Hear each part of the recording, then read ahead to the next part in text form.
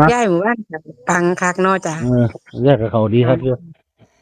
อือันมนี้ข่าวของเราคักเออคือแม่นเปิดโชคของเรานี่บ่เหรอเปิดเอาดวงนี่แหมคุณทั่วไปเล่าให้นะเอาฮะไป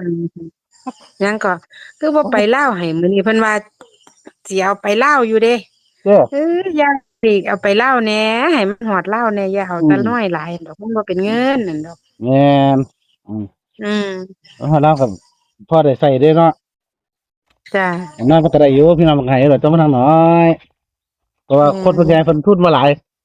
อันน้อยเนี่ยมันใหญ่จ้ะเด้แต่ว่าเล่าจ้ะเนี่ยมันเจาะจงบ่ล่ะแม่นจ้ะอืมอืมครับผมกูก็ไปเบิ่งคุมื้อนั่นล่ะจักว่ามันเป็นจังได กูก็ไปเบิ่งเล่าวให้กูมื้อนั่นล่ะพุ่นนะเออแต่ว่าจังใดดอกน้องแอนจูงมือย่ายพาไปถึงหมองแล้วน้องแอนอือืมไปกับยายนั่นล่ะแต่ว่าเอออันมื้อนี้เอาปังๆไปเลยเด้อว่าซั่นว่าบอกครับผมอืมอันมื้อนี้เพิ่นให้มา7081มันจะมาแต่โรงเรียนเด้เดี๋ยวนี้เออไปแต่เจ็ดศูนย์เช้าครับ7081เนาะเดี๋ยวคุณย่ายมาๆจ้านี่ปังๆเลยเด้อมื้ออืมนี้คุณยาย7081อืมคันไปฮอดโรงเรียนแล้วบ่ได้เฮ็ดหยังเลยเด้อยากคัก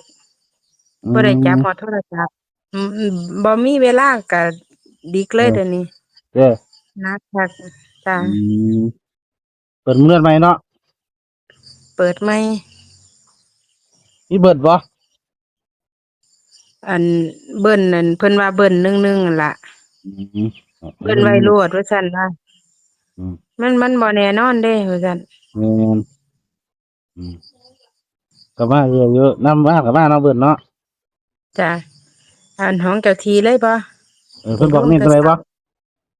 ก็นี่ล่ะ18นี่ล่ะจ้ะอย่าบอกเน้น1818บ่จ้ะ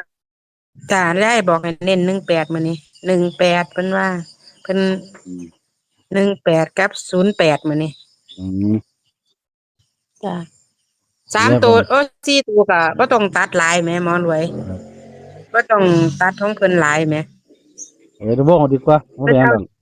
นะอันเน้นสามตัวนี่คือ781เด้อเน้นสามตัวของอืมเพิ่น781อืมจ้ะโอ้อันโอ้ยข่อยลืมหมอรวยว่าอันเพิ่นว่าบอกมาเมื่อคืนนี่ว่า7กับ8นี่ให้เน้น8อัน8อัน78กับ18อืมนั่นล่ะ ตัวเน้นเนาะเพิ่นแหมครับจ้ะครับอืมอ่ะเอาของเจ้าทีไปเดี๋ยวทีเนาะเลยเนาะ